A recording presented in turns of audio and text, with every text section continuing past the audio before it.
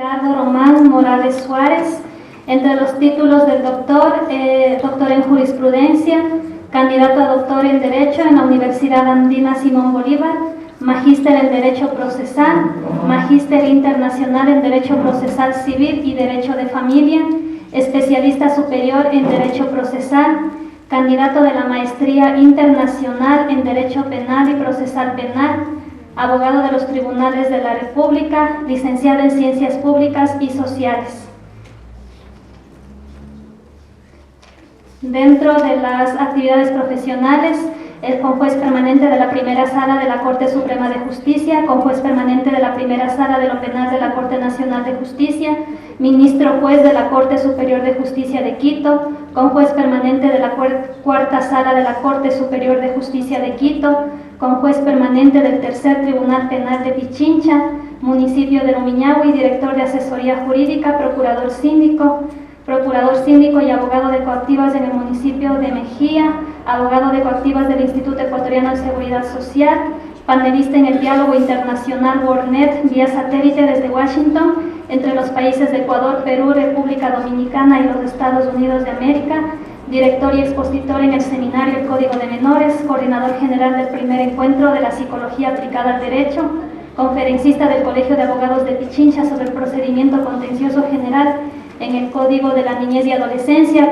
conferencista del Colegio de Abogados de Chimborazo sobre el procedimiento investigativo, expositor de los derechos humanos y el daño moral en el primer encuentro de la psicología aplicada al derecho, expositor en el seminario taller del nuevo Código de Procedimiento Penal.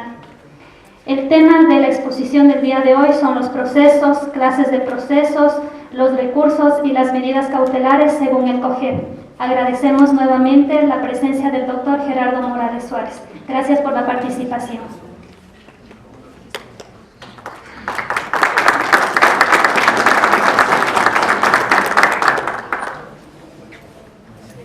Buenas noches, doctoras, doctores, abogados, amigos.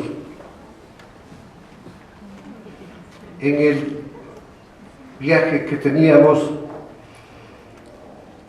le pregunté al conductor qué era el sector de Acalado. Pues me dijo que estaba el río Cutuchi, por donde precisamente en caso de erupción del Cotopaxi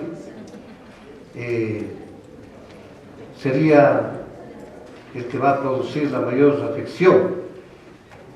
Y entonces digo, ¿y cómo ha puesto la Fiscalía Acalado? Pues le digo, dice, eso estamos preocupados. Le digo, pero entonces, ¿para qué vamos a dar este seminario? Les digo.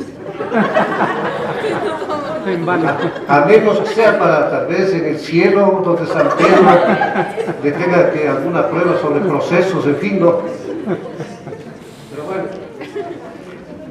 como son casos personales y decía Descartes, de gustos no hay nada escrito, obviamente habría que tener en cuenta siempre un estudio genérico y en alguna parte una explicitación sobre ciertos procedimientos que es interesante distinguirlos, porque si bien ustedes están familiarizados totalmente, y esa es una ventaja de los fiscales, de los abogados laboralistas o jueces de trabajo, los jueces de niñez, que ya tienen el proceso oral, un proceso que ha provocado una serie de discusiones, comenzando por la naturaleza del proceso. La otra vez en un ciclo de conferencias que daban unos profesores sobre el tema, había un profesor chileno que decía, yo no entiendo cómo lo pueden llamar proceso oral, decía él, si la demanda y la contestación a la demanda es escrita. Bueno, posiblemente él no le leyó nunca a Fernando de la Rúa y por eso hablan tonteras. Yo siempre suelo decir, nunca se confíen en las palabras de un profesor. Generalmente hablan cosas no muy consistentes. Y así hablaban muchas cosas, un profesor uruguayo, un profesor español, una profesora argentina, otra mexicana, y a la final decía, bueno, ¿qué es lo que nos pasa? Decía esta gente. ¿Qué acaso no entienden cuál es la diferencia? Justamente Fernando de la Rúa decía, obviamente ningún proceso en la historia, ni siquiera en la vieja Atenas anterior a la democracia, podíamos pensar que puede haber un proceso oral per se. Mucho peor a partir de 1215, en que el Papa Inocencio III crea el sistema escrito, con, bueno, entre otras finalidades, se decía justamente que el objetivo era mantener las ideas, porque éstas no pueden permanecer en la historia con el tiempo. La mente es frágil y se olvida, y es necesario materializar eso en un documento. Por eso, Fernando de la Rúa, cuando hace un análisis sobre el tema del sistema oral, dice, la mejor forma de concebir a este nuevo sistema es simplemente denominarle el proceso por audiencias.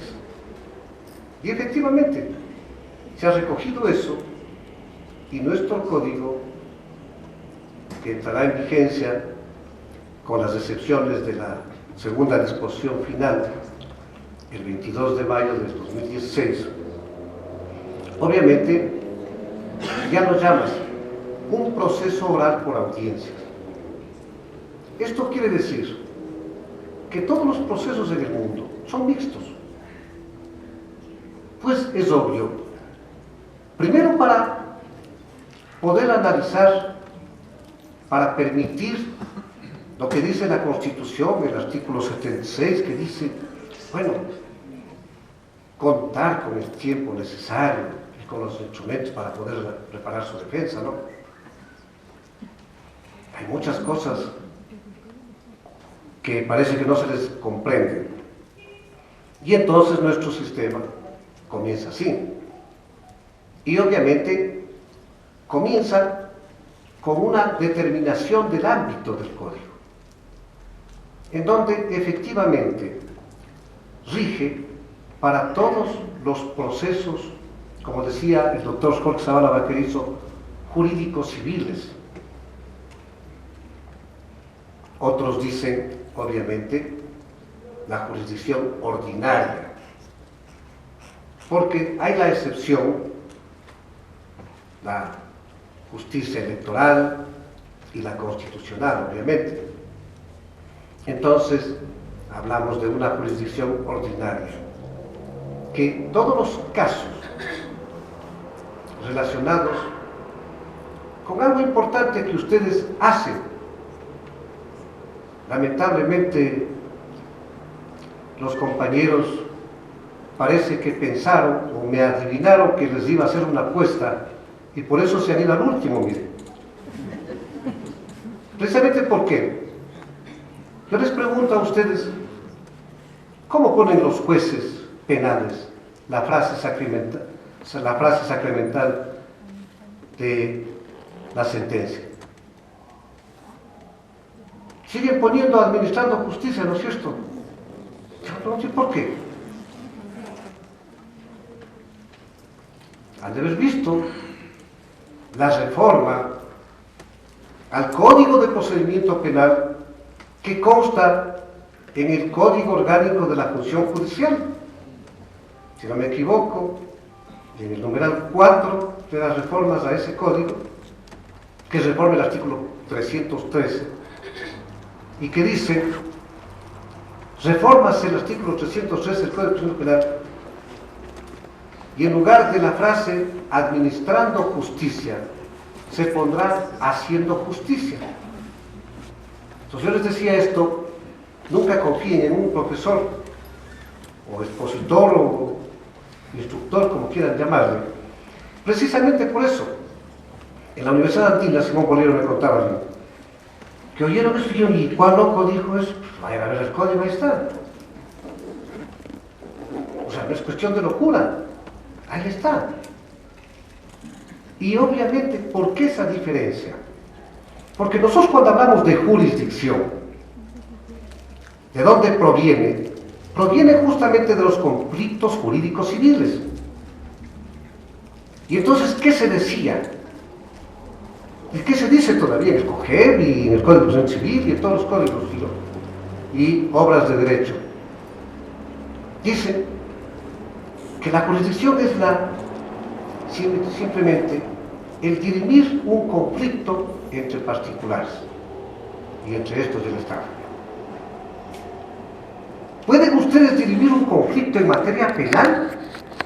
Como dicen los franceses, sí, crean. Ustedes no van a dirimir un conflicto en materia penal, por Dios. Van a juzgar conductas humanas haciendo justicia y no administrando justicia. ¿Por qué no va a administrar nada ni va a dirimir conflictos? No es lo mismo robarse una vaca que obviamente juzgarle a esa persona que se robó la vaca por un comportamiento prohibitivo, antijurídico, culpable, imputable, todas esas cosas que suelen decir los autores. Pero bien, vayamos a lo nuestro para no cansarles mucho. Primero, este código, que está dividido en 5 libros, se ha preocupado de ir actualizando ciertas cosas y en otras de ir justamente innovando de acuerdo a la doctrina. Por ejemplo, si decimos actualizando, habrá que pensar muchas cosas que, por ejemplo, antes no constaban o constaban mal. Yo solía decir hace tiempos, no se preocupen de estas cosas porque esto es hecho por Rolando Vera, decía yo. Ahora habrá que ver por cuál futbolista es o por cuál periodista es, habrá que ver. Si nosotros somos abogados no entendemos. Mucho peor puede entender un legislador que llegó con muchos honores y con todos méritos, pero no méritos de abogado, inclusive teniendo sus asesores. ¿Por qué? Porque no es lo mismo ser un brillante constitucionalista que ser un brillante penalista, aunque algunos digan que el que sabe civil sabe penal, personas que digan, no es así, pues. Inclusive no es lo mismo un profesional abogado con muchos títulos, experto en derecho civil, que conocer el derecho ambiental, por ejemplo. Entonces, como decían los refranes de antes, zapatero tus zapatos, ¿no? Ya el abogado ya no puede saber todo, de todo y a la perfección. Antes se aplicaban empíricamente a martillazos, como decía justamente Al Ross. Decía, bueno, pues hay que dar un golpe en la mesa como señal de justicia, y punto. Entonces, estas cosas se han ido adaptando. Y ahora, por ejemplo, ya no se usan estas boberías que usa hasta ahora el Código de Procedimiento Penal, el efecto devolutivo. ¿Qué es eso? Perdonen que les diga. Efecto devolutivo. Eso se aplicaba en la vieja Roma, donde el pretor romano, que era nada menos que el fiscal actual, investigaba los procesos por delegación del rey. Y cuando ya tenía los elementos de convicción que hacen ustedes todos los días, le decía, tome señor, tome su majestad, aquí está mi investigación, ahora sí, juzgue. Le devolvía el proceso. Por eso se llamaba efecto devolutivo. obviamente,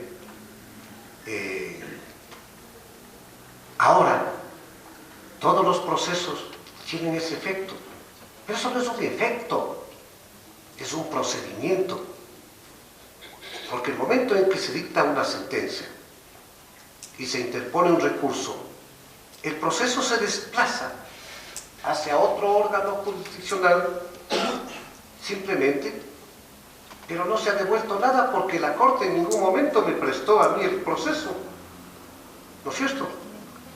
Al contrario, es el Tribunal Penal el que dicta la sentencia, y el momento en que hay un desacuerdo con ese fallo, simplemente el Tribunal Penal lo remite, pero no en devolución, es la Corte la que le devuelve al Tribunal Penal.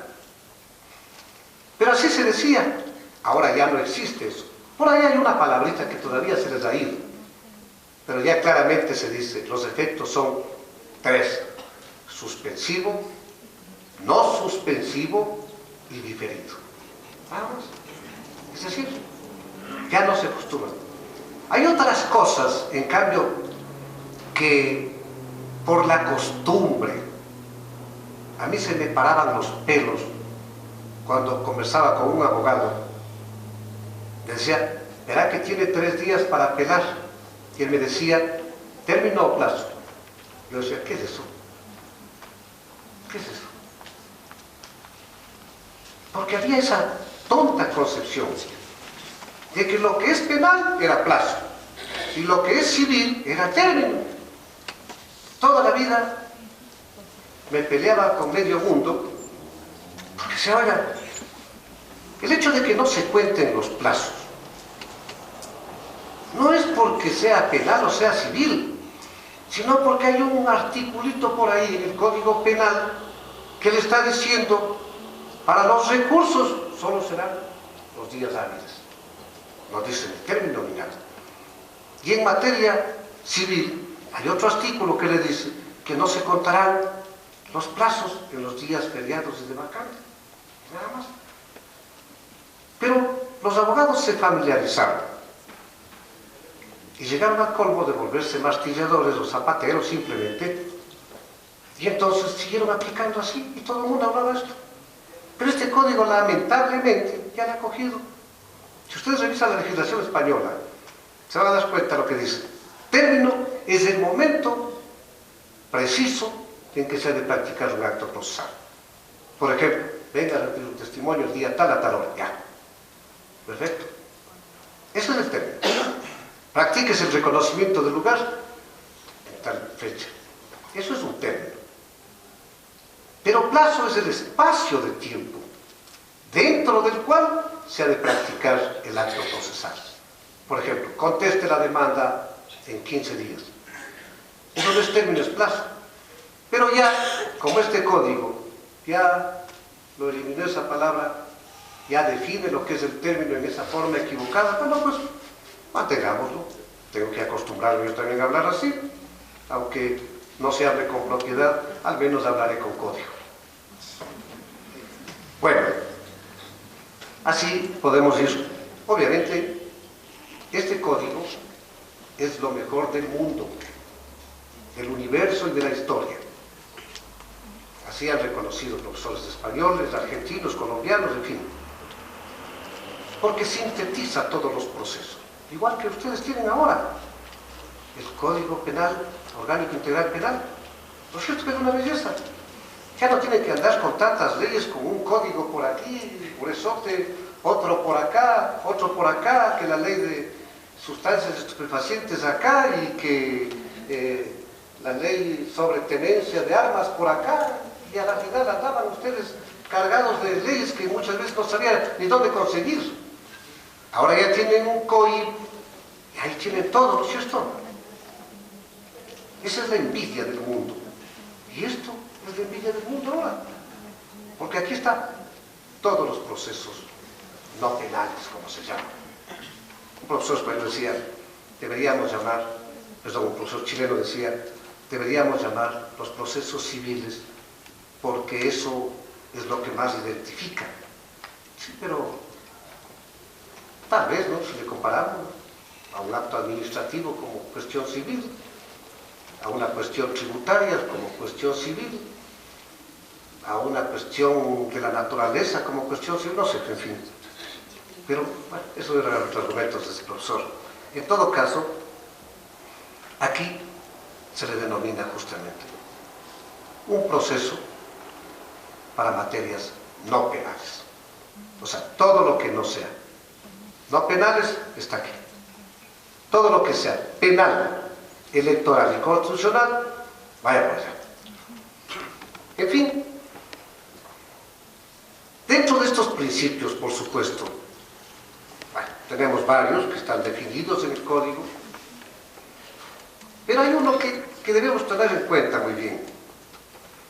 Bueno, algunos, entre otros. Primero hablábamos del proceso oral. Este código ya define que todas las instancias, todas las fases y todas las diligencias, ojo, que no digan que son escritas, simplemente se realizarán por audiencias. Entonces, no tenemos para qué dudar si es que será escrito, si será en audiencia, no sé. Muchas normas especifican, como por ejemplo el conflicto de competencia. Dice, se hará en audiencia, así asado. Pero no hace falta para eso, porque aquí están diciendo justamente todas las instancias, fases y inclusive diligencias se harán en audiencia, a menos que el propio código diga que ha de ser escrita. Entonces, si no encontramos que no dice nada, pues tenemos que hacerlo verbalmente y en audiencia con el derecho de contradicción y todas esas cosas. Obviamente, ahí tienen que estar presentes siempre todos los sujetos procesales. Pero puede realizarse a través de videoconferencias y similares, pero siempre y cuando no sea posible. No es facultativo del abogado decir, ¿sabe qué? Quiero que mi cliente intervenga en la audiencia a través de videoconferencia porque vive muy lejos, a 2,5 cuadras del juzgado. Entonces, obviamente, dice, no, señor. Pero si ese mismo cliente que vive a 2,5 cuadras está hospitalizado, está con una enfermedad, con una imposibilidad que no puede, entonces todo tiene que acreditarse. Por eso me resulta más suave hablar con ustedes, porque nos vamos a entender un poco, porque yo también entiendo un poquito de penal. Entonces, obviamente, ahora entenderlos muy fácilmente, y ustedes están familiarizados. Ustedes son fiscales, ¿no? La mayoría. Bueno, en todo caso, ¿cuál es el problema? El problema es que antes estuvimos acostumbrados a poner cualquier porquería en los escritos.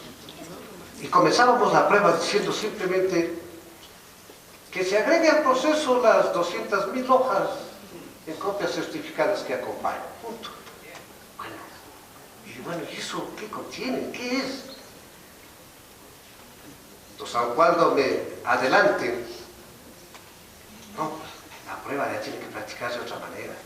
Tiene que decirse qué va a aprobar, con qué va a aprobar y con qué fin va a aprobar. Caso contrario, no. La otra vez en una audiencia por acá, en una provincia por acá del Oriente, le decían, pues, oiga, ¿y cómo así usted me dice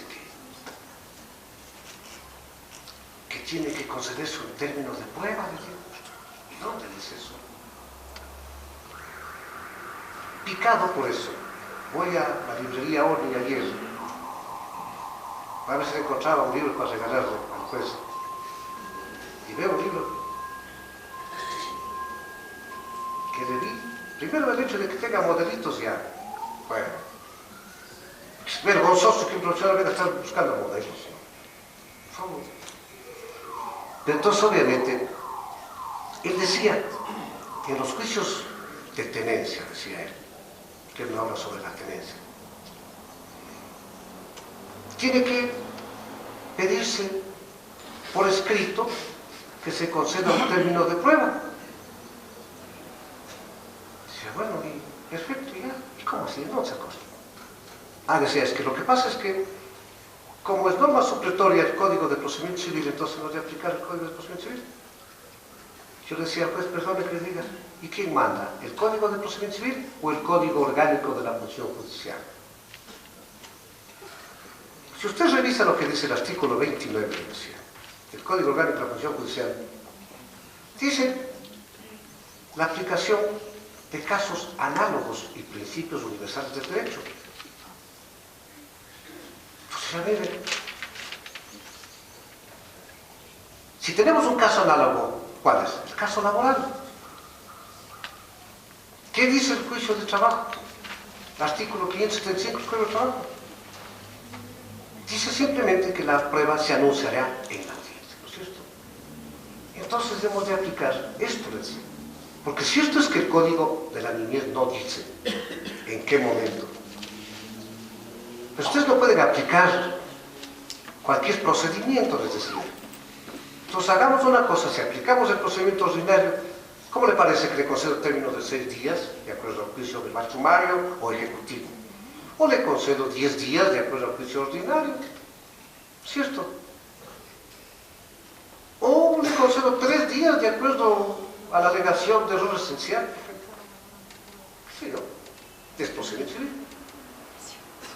Entonces, le decía, mire esta cosa. Y claro, siempre uno de repente habla demasiado, ¿no? Y por eso pierde los juicios, ¿no? Justamente le decía, mire, el caso tal, le citaba a un autor muy tradicional como el doctor Víctor Manuel Peña Herrera, y él creía que él dice esto del artículo 29. Y claro, yo no lo entendía, digo, sí, ya se murió hace no sé cuántas décadas, y el Código Orgánico recién es de todo. Eso es lo que decía. Entonces, obviamente, hay que tener presente esa situación. También hay que tener presente el famoso principio dispositivo, que ha sido otra discusión, y que todo el mundo lo ha golpeado a este código, sobre todo aquellos profesores que son antigobierno, o aquellos profesores que nunca ven lo positivo en una obra. Yo siempre suelo decir a mis alumnos, miren, apliquen este principio. No hay novia fea, muerto malo y libro inútil.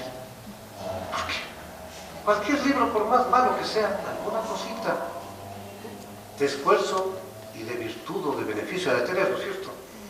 Igual que la novia, ¿no? A usar la primera noche.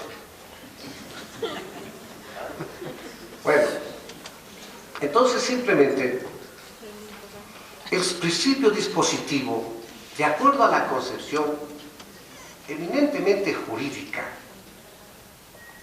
antes de la Constitución, antes de la concepción de un Estado de derechos y justicia, obviamente, nos decía, por ejemplo, Enrique Tarijo, un profesor uruguayo, decía que es aquel en virtud de la cual las partes poseen dominio completo tanto sobre su derecho subjetivo sustancial como sus derechos a la iniciación, desenvolvimiento y culminación del proceso.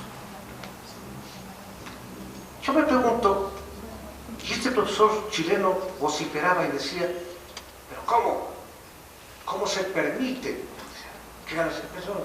Lo que pasa es que esa concepción del principio dispositivo era eminentemente liberal. Ya no estamos en la época de la Revolución Francesa. Ya hemos avanzado muchísimo. Es más, los franceses, los italianos y los españoles nos han venido a copiar acá. Entonces, ahora obviamente, con otra cuestión, aquel principio, ya desde la concepción constitucional, sobre todo aplicando el principio de celeridad que nos dice la Constitución. Ya el juez, pero inclusive antes, en la Ley Orgánica de la Función Judicial de 1974, ya había esto del impulso procesal por parte del juez. Y ahora consta también en el Código Orgánico de la Función Judicial. Entonces, que este código nos diga eso, no es nada del otro mundo. Pero claro, este profesor obviamente no tenía razón, no le leyó bien esto, y tampoco, peor, pudo haber leído el Código Orgánico de la Función Judicial, supongo, y entonces él obviamente decía que no. El juez no tiene que estar esperando que las partes le activen. No. Simplemente se hizo la contestación a la demanda, ya, convoque audiencia, y punto. ¿Por qué tiene que estar esperando? Viene un juicio ordinario con el código actual. Simplemente, ya se hizo la junta de conciliación, ya, pues convoque audiencia. ¿Por qué tiene que estar esperando a que la otra parte le pida, lo insista o le amenace? Si él ya tiene que convocar. Entonces, eso se decía desde 1974. Y a la final, con estos principios en forma general, también hay que considerar otros que tienen relación a confusión. Y también se criticaba esto. Y esto fue criticado nada menos que en el auditorio de la Corte Nacional de Justicia, organizado por el propio Consejo de la Judicatura. Y simplemente decían, por ejemplo, que el principio rector de la intimidad, decían, miren, decían, es absurdo, porque efectivamente prohíbe, lo mismo dijeron en la Católica un profesor, prohíbe divulgar esto.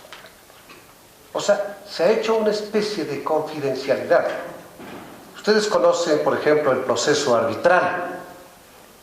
Usted no puede sacar copias del juicio arbitral y presentarse en otro juzgado. Ni el juez le puede ordenar al tribunal arbitral o al director del centro de arbitraje X para que le remita copias certificadas, porque se atenta precisamente al principio de confidencialidad, que aquí se llama de intimidad. Entonces, ¿qué dice aquí? Acá permite, pero obviamente con una limitación en cuanto a los datos personales, en cuanto a aquellas cuestiones que pueden afectar al honor de él y de la familia. Sin embargo, se discutía y decía, pero entonces cuando yo pida copias certificadas, ¿qué hago? Decía, por el un lado existe el artículo 118 que ya está vigente aquí, y por el otro lado existe el artículo 211. Y entonces decía, ¿cómo hago? ¿El juez qué me va a decir? Tome las copias, pero no pone los nombres. A lo mejor hace como los periodistas o en materia penal, lo que ponen el señor Juan X. Entonces, obviamente, habrá que ver eso. Obviamente, pero si no atentan al honor.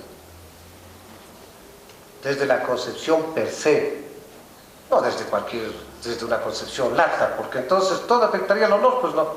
A mí me demandan el pago de una letra de cambio y voy a decir, no, es que es mi dignidad, me afecta.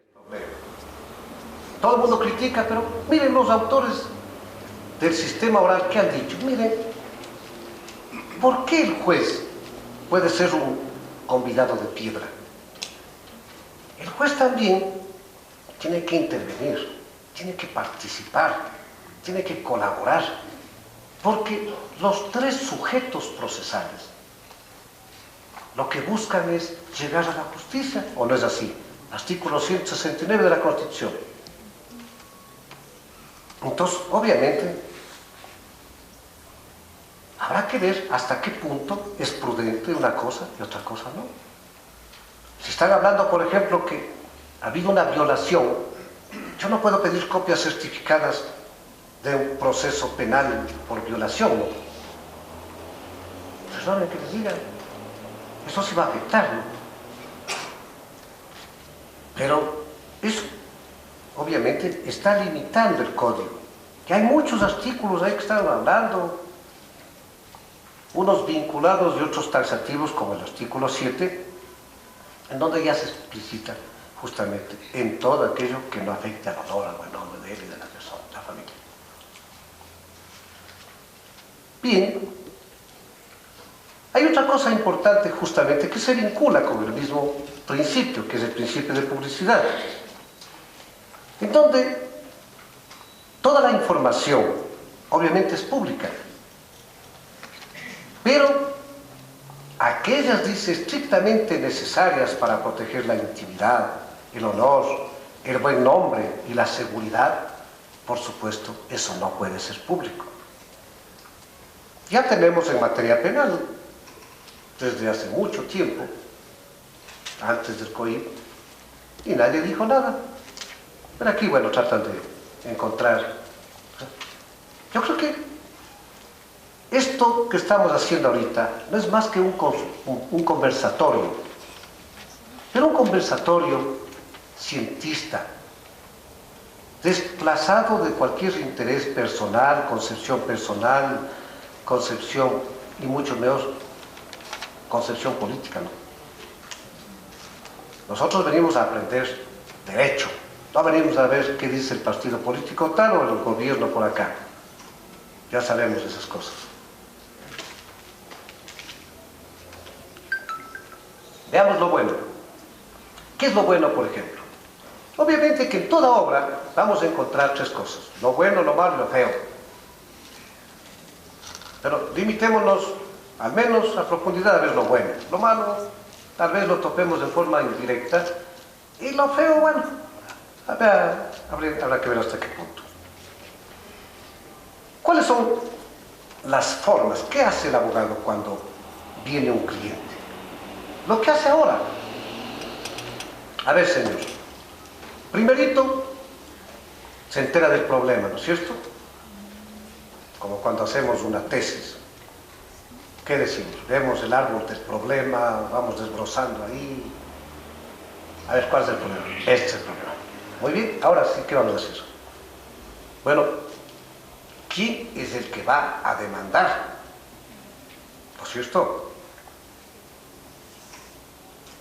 Ya no podemos coger arbitrariamente. Ahora el abogado ya tiene que estar bien preparado, para que no nos digan que el CUI es mejor que nosotros, no. Si saben esa anécdota, nos dicen que la diferencia entre el abogado y el CUI es que el CUI es mejor preparado.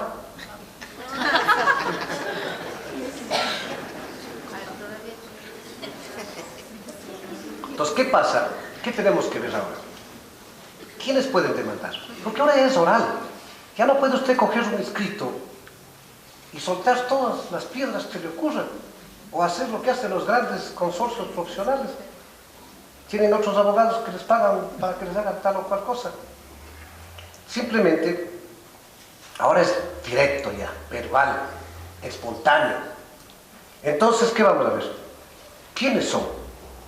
Y tenemos, obviamente, las personas naturales, las personas jurídicas, pero también tenemos ya las comunidades, los pueblos, nacionalidades, colectivos, y por último la naturaleza, que ya es un sujeto del proceso.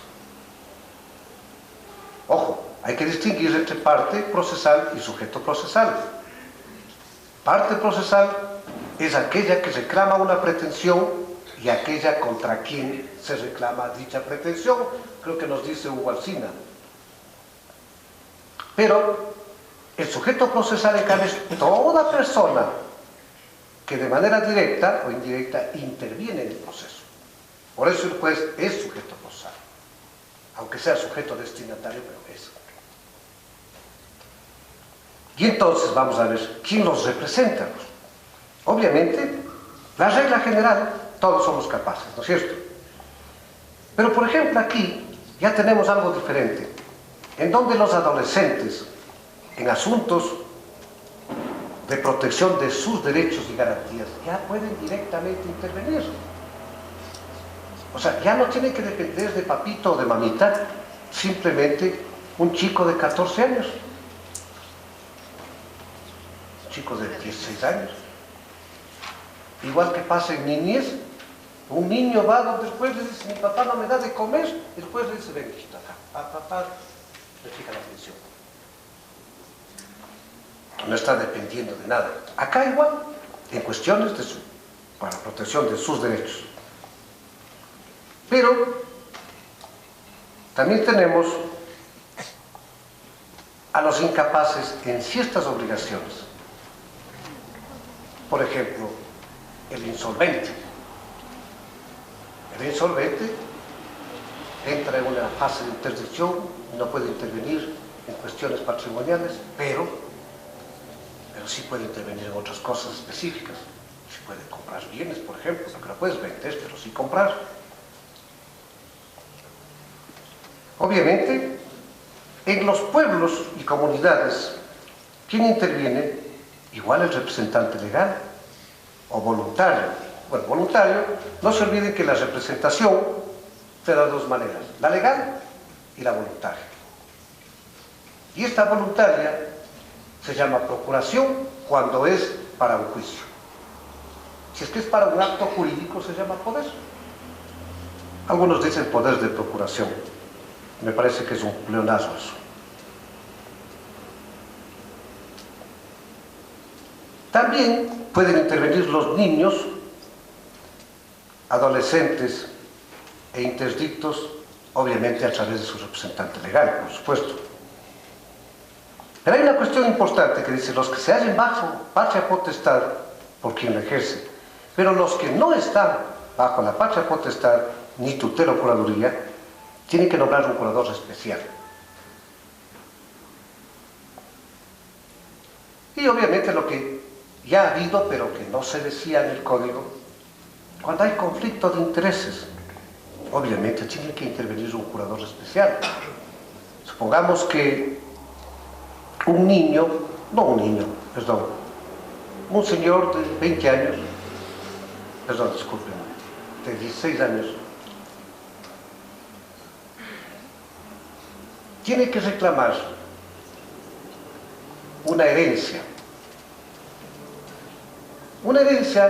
de su papá que fue casado con su mamá, pero que también hizo un patrimonio con una conviviente. Entonces habrá que ver quién le representa a él. No le puede representar la mamá porque la demanda es contra ella. No le puede representar el papá igual. Pues tiene que nombrarse un curador especial. Aquí lo llaman al curador ad litem también. Ad litem es para el caso tal, obviamente, pero más se utiliza para ciertos actos procesales. El especial tiene una mayor amplitud, que es justamente una representación judicial para el caso.